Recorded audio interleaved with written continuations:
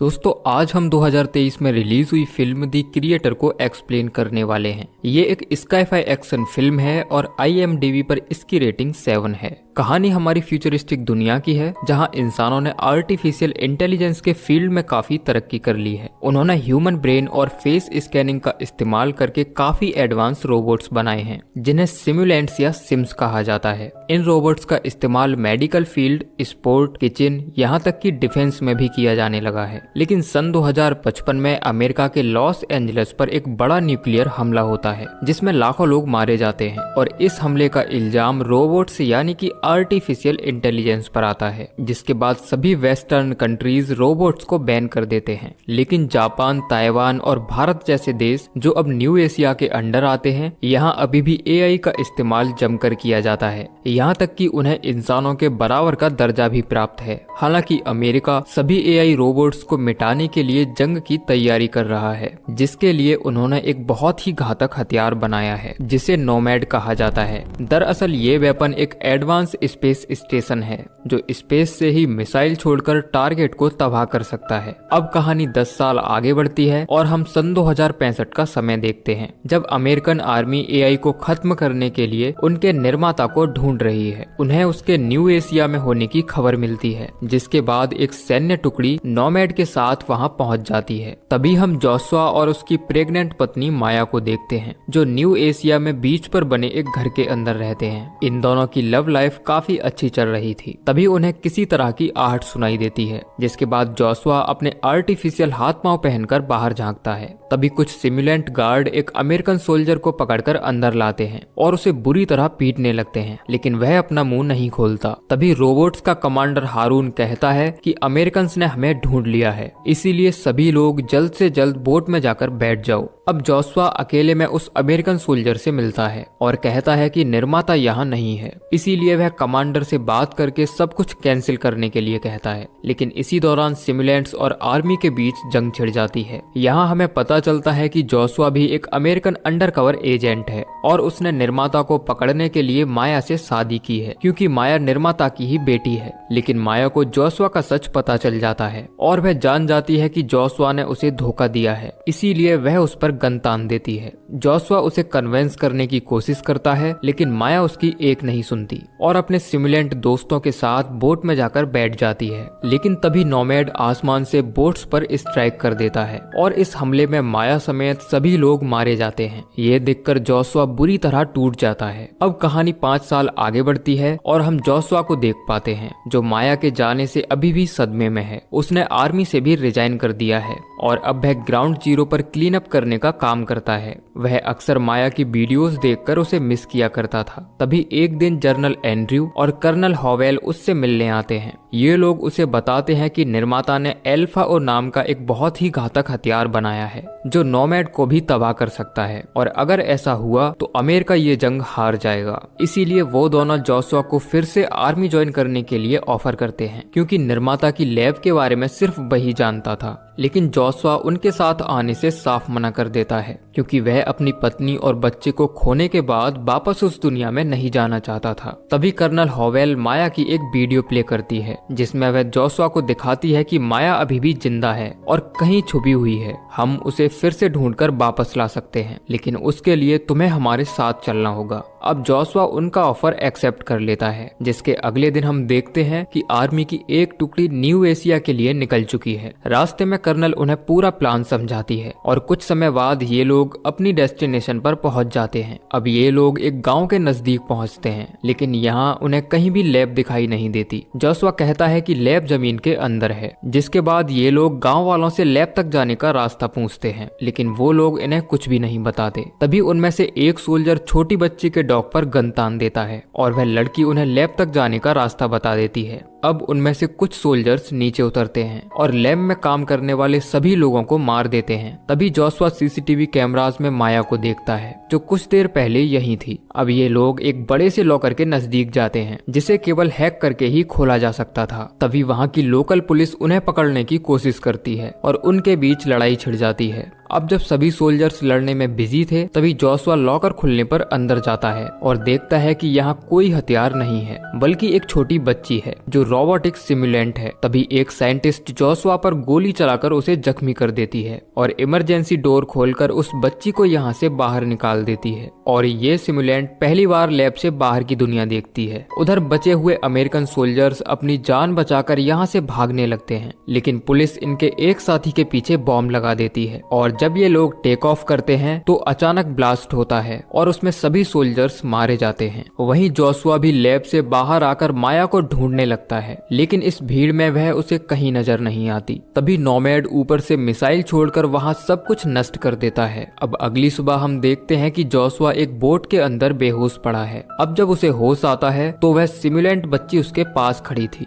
जिसे वह यहाँ से जाने के लिए कहता है। अब वह अपने एक घायल साथी को लेकर घर के अंदर जाता है। तभी वह लड़की भी उसके पीछे आ जाती है और बैठकर टीवी देखने लगती है। जोशुआ गुस्से में टीवी को बंद कर देता है, लेकिन ये सिमुलेंट बच्ची अपने हाथों का इस्तेमाल करके दूर से ही टीवी को ऑन कर देती है। ये देखकर जोशुआ को बहुत हैरानी होती है, जिसके बाद वह कर्नल हॉवेल से बात करता है और बताता है कि वह घातक हथियार एक छोटी लड़की है जो अभी मेरे पास है। कर्नल जोशुआ से उस बच्ची को मारने के लिए कहती है, लेकिन जोशुआ उसे नहीं मारता। तभी वह बच्ची एक खास तरह का टैटू बनाती है जिसे देखकर जोशुआ दंग रह जाता है, क्योंकि ठीक वैसा ही टैटू माया के शरीर पर भी बना था। अब वह उस बच्ची को माया की फोटो दिखाकर उसके बारे में पता करता है। लड़की कहती है कि वह दियान देंग में है। तभी पुलिस उसके घर को चारों तरफ से घेर लेती है, जिसके बाद जोशुआ अपने साथी और उस बच्ची को लेकर कार में बैठ जाता है, लेकिन कार स्टार्ट नहीं होती। तभी पुलिस उन पर ग्रेनेड फेंकती है, जिसे एक डॉग ले जाकर वापस उन्हीं के पास डाल देता है और ब्लास्ट होते ही बहुत सारे पुलिस सिमुलेंट्स मारे जाते हैं। तभी वह बच्ची अपनी पावर से कार को स्टार्ट कर देती है और जोशुआ उन्हें लेकर यहाँ से भाग जाता है, लेकिन थोड़ी ही दूर चलने के बाद उनकी कार खराब हो जाती है और उसका साथी बीच रास्ते में ही दम तोड़ देता है। तभी जोशुआ उस लड़की को एल्फी कहकर बुलाता है और ये दोनों लिफ्ट लेकर शहर की तरफ निकल जाते हैं। वहीं कर्नल हॉवेल उन्हें ढूंढते हुए एक कार के नजदीक पहुंचती है। यहाँ उसे सिबली की डेड बॉडी मिलती है, जिसके बाद वह उसके माइंड को क्लोन करती है और रोबोट के अंदर चिप लगाकर जोशुआ के बारे में पता करती है। ये गार्ड बताता है कि जोशुआ उस बच्ची को लेकर शहर गया है। वहीं जोशुआ कार में छिपकर सिटी की तरफ जाने लगता है, लेकिन एक चेक पॉइंट पर उन्हें रोक लिया जाता है। गार्ड एल्फी से उसका हैट उतारने के लिए कहता है। तभी एल्फी अपनी पावर का यूज करके वहाँ की सारी लाइट्स बंद कर देती है और मौके का फायदा उठाकर ये लोग वहाँ से भाग जाते हैं। अब जोशुआ एल्फी को लेकर शहर पहुँचता है, जहाँ हर जगह उनके वांटेड होने की खबर चल रही थी। तभी एक शख्स उन्हें देख लेता है और पुलिस को फोन करके उनके बारे में बता देता है। वहीं जोशुआ शहर में अपने एक पुराने दोस्त ड्रू से मिलता है, जो फौज में उसका फॉर्मर कमांडिंग ऑफिसर था, लेकिन अब वह एआई रोबोट्स बनाने का कारखाना चलाता है। जोशुआ बताता है कि मैंने शहर में अपनी पत्नी के रोबोटिक वर्जन्स देखे हैं, इसीलिए मैं चाहता हूं कि तुम उसे ट्रैक करो। दरअसल जब अमेरिकन्स को शक हुआ था कि माया निर्माता की बेटी है, तो उसे फंसाने के लिए उन्होंने जोशुआ को चुना और उसे एक रिंग दी जिसके अंदर ट्रैकर लगा था, जिसका एक्सेस अभी भी ड्रू के पास था, इसीलिए जोशुआ उसके पास आया था।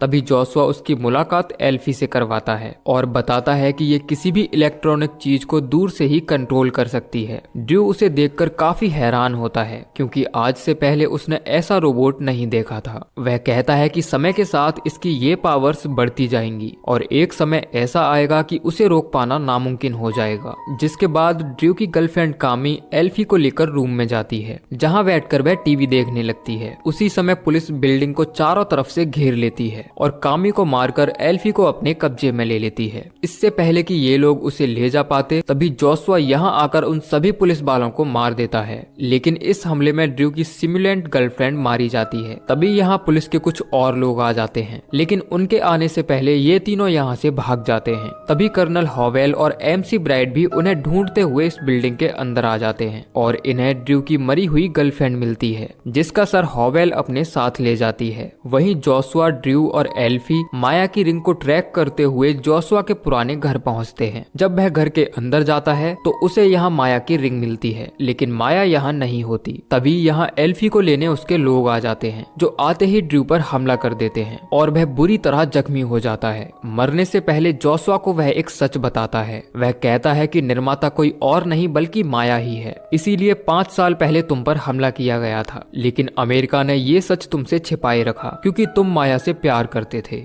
ये सुनकर जोशुआ को यकीन नहीं होता, जिसके बाद वह एल्फी को लेकर यहाँ से भागने की कोशिश करता है, लेकिन सिम सोल्जर्स द्वारा उसे पकड़ लिया जाता है और वो उसे बेहोश करके अपने साथ ले जाते हैं। जोशुआ बेहोशी की हालत में सपना देखता है जब वह पहली बार माया से मिला था। माया के पिता ने एआई के बारे में उसे सब कुछ सिखाया था, लेकिन वॉर स्टार्ट होने के बाद उन्हें भागना पड़ा, जिसके बाद माया को सिमुलेंट्स ने ही पाल पोस कर बड़ा किया है और इंसानों से भी ज्यादा उसका ध्यान रखा। अब अगली सुबह जोशुआ देखता है कि वह एक सेल के अंदर बंद है। तभी हारून उसे पूरा सच बताता है। वह कहता है कि 2055 में जो न्यूक्लियर हमला हुआ था उसका कारण एआई नहीं था, बल्कि वह एक ह्यूमन एरर की वजह से हुआ था, लेकिन अमेरिका ने उसका इल्जाम एआई पर लगा दिया। हम इंसानों के दुश्मन नहीं हैं, बल्कि हम ये युद्ध खत्म होने के बाद उनके साथ शांति से रहना चाहते हैं। तभी हारून को बाहर से लोगों के चिल्लाने की आवाज सुनाई देती है और वह देखता है कि नोमैड ने उसके बेस पर हमला कर दिया है। तभी एल्फी मौका पाते ही जोशुआ को सेल से रिहा कर देती है और वह अपनी जान बचाने के लिए पानी में कूद जाता है, जिसके बाद सोल्जर्स उस पर गोली चलाते हैं और उन्हें लगता है कि जोशुआ अब मर चुका है, लेकिन वह अभी भी इनकी बोट के नीचे छिपा था।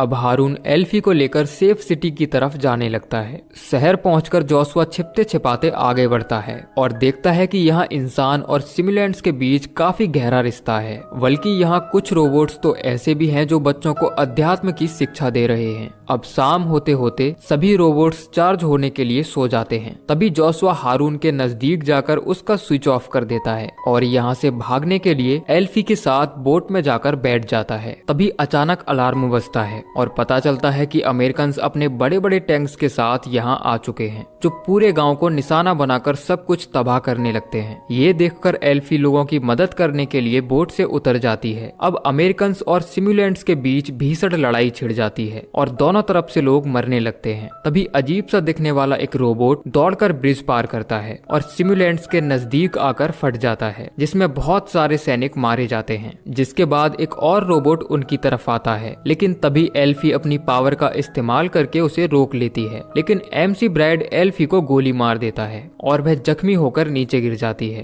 तभी जोशुआ ब्राइड को शूट कर देता है, लेकिन वह रोबोट फिर से एक्टिवेट हो जाता है। जिसके बाद जोशुआ एल्फी को बचाकर अपने साथ ले आता है। अब एल्फी को ठीक करने के लिए उन्हें निर्माता के पास लेकर जाना होगा, इसीलिए हारून जोशुआ को निर्माता के पास ले जाने के लिए राजी हो जाता है। वहीं बाकी लोग अमेरिकन से लड़ना जारी रखते हैं। उधर कर्नल हॉवेल कामी को फिर से ठीक करके उससे निर्माता के बारे में इंफॉर्मेशन निकालती है और बाद में उसे शूट कर देती है। सफर के दौरान हारून बताता है कि माया ने एल्फी को बनाने के लिए अपने यूटेरस को स्कैन किया था, यानी कि एल्फी माया और जोशुआ के मरे हुए बच्चे की कॉपी है। तभी कुछ मॉन्क एल्फी को लेकर एक पवित्र मंदिर में जाते हैं। वहीं जोशुआ एक मॉन्क से वह पता पूछता है जो उसे एल्फी ने बताया था। मॉन्क बताता है कि ध्यान देंग का मतलब स्वर्ग होता है, यानी कि माया अब इस दुनिया में नहीं है। जिसके बाद वह मंदिर में जाता है और देखता है कि एल्फी ठीक हो चुकी है और वह माया के पास लेटी है। यहाँ रहने वाले मॉन्क बताते हैं कि 5 साल पहले हुए हमले में माया ने अपने बच्चे को खो दिया।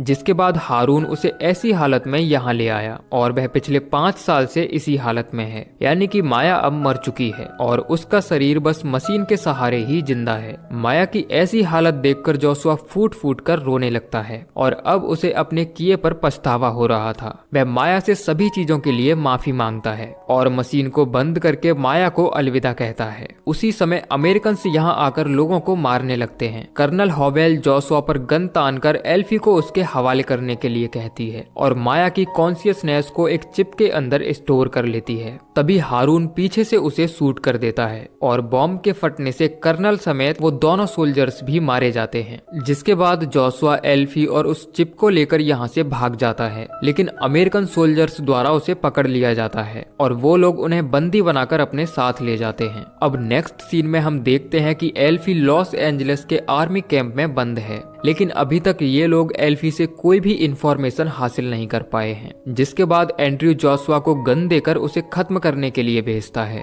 अब जोशुआ एल्फी के नजदीक जाता है और उसके कान में कुछ फुसफुसाकर गन चला देता है। जिसके बाद सभी को यकीन हो जाता है कि एल्फी अब मर चुकी है अब एंड्रयू एल्फी को जलाकर पूरी तरह नष्ट करने का ऑर्डर देता है, लेकिन जोशुआ भी उसके साथ जाता है। तभी बीच रास्ते में एल्फी फिर से जाग जाती है और अपनी पावर का इस्तेमाल करके कार्स को पलट देती है, जिससे पूरा रोड ब्लॉक हो जाता है। जिसके बाद ये दोनों यहाँ से भाग जाते हैं और सीधे स्पेस पोर्ट पहुँचते हैं, जहाँ एल्फी अपनी पावर का फिर से इस्तेमाल करके बोर्डिंग मशीन को हैक कर लेती है और उन्हें आगे जाने का परमिट मिल जाता है। अब ये लोग प्लेन में बैठकर नोमैड की तरफ जाने लगते हैं। तभी जनरल एंड्रयू सभी पायलट्स को प्लेन वापस लाने के लिए ऑर्डर देता है, लेकिन एल्फी अपनी पावर से उस प्लेन को नोमैड के पास ले जाती है। वहां पहुंचते ही सभी सिविलियंस प्लेन से उतर जाते हैं। तभी कुछ गार्ड्स उन्हें पकड़ने के लिए अंदर आते हैं, लेकिन जोशुआ दरवाजा खोलकर उन सभी को आसमान से नीचे गिरा देता है। तभी एंड्रयू रोबोट्स वाले एरिया पर बॉम्ब गिराने के लिए नोमैड को तैयार करता है। जिसके बाद जोशुआ एल्फी को माया की चिप देता है और वह कंट्रोल रूम पहुंचकर सभी मिसाइल्स को कंट्रोल कर लेती है। वहीं जोशुआ नोमैड को तबाह करने के लिए उसके अंदर बॉम्ब फिट कर देता है, जो 10 मिनट बाद फट जाएगा।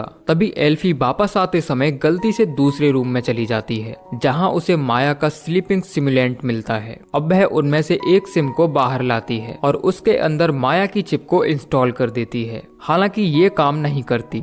अब एल्फी दौड़कर जोशुआ के पास आती है और देखती है कि उसके सूट की ऑक्सीजन खत्म हो चुकी है। जिसके बाद वह उसे ऑक्सीजन वाले रूम में ले जाती है और यहाँ से निकलने के लिए वह इमरजेंसी कैप्सूल तैयार करने के लिए बाहर जाती है। लेकिन उसी समय कुछ मिसाइल्स के नीचे गिरने से रोबोट्स के कई गांव तबाह हो जाते हैं। तभी एंड्रयू उन्हें रोकने के लिए अपनी आखिरी कोशिश करता है और एक ऑक्टोपस जैसे दिखने वाले रोबोट को एक्टिवेट कर देता है, जो एल्फी पर हमला कर देता है। जिसके बाद जोशुआ जल्दी से एस्केप पॉड को बंद कर देता है और एल्फी अपनी पावर से उस रोबोट को शट डाउन कर देती है। लेकिन जिस पॉड के अंदर एल्फी बंद थी, उसका दरवाजा अटक जाता है। अब जोशुआ उसे खोलने की काफी कोशिश करता है, लेकिन वह दरवाजा नहीं खुलता। अब जोशुआ ने जो टाइम बॉम्ब नोमैड के अंदर लगाया था, वह फट जाता है और एक बड़ा धमाका होता है, जिसमें नोमैड को भारी नुकसान पहुंचता है और सभी चीजें डीएक्टिवेट हो जाती हैं। साथ ही जो मिसाइल्स जमीन से टकराने वाली थीं, वे बिना फटे ही धरती पर आकर गिरती हैं। इसीलिए जोशुआ ना चाहते हुए भी उस इमरजेंसी पॉड को रिलीज कर देता है और कहता है कि मैं तुम्हें स्वर्ग में मिलूंगा। अब वह इस जगह नोमैड के पूरी तरह नष्ट होने का इंतजार करता है। तभी उसे माया की सिमुलेंट मिलती है, जिसके अंदर एल्फी ने उस चिप को इंस्टॉल किया था। वह दौड़कर जोशुआ के पास आती है और आखिरी समय में दोनों एक दूसरे से गले लगते हैं। तभी एक बहुत बड़ा धमाका होता है और उस धमाके में वो दोनों मारे जाते हैं। वहीं एल्फी का पॉड सही सलामत धरती पर लैंड कर जाता है, जहां वह देखती है कि अब सभी सिमुलेंट्स खुशी से जश्न मना रहे हैं, क्योंकि वो अब आजाद हो चुके हैं। और इसी के साथ ये कहानी खत्म होती है। तो दोस्तों, ये थी कहानी दी क्रिएटर मूवी की, जो जरूर आपको पसंद आई होगी। बाकी आप नीचे कमेंट करके जरूर बताइए कि आपको ये कहानी कैसी लगी। मिलते हैं अगली वीडियो।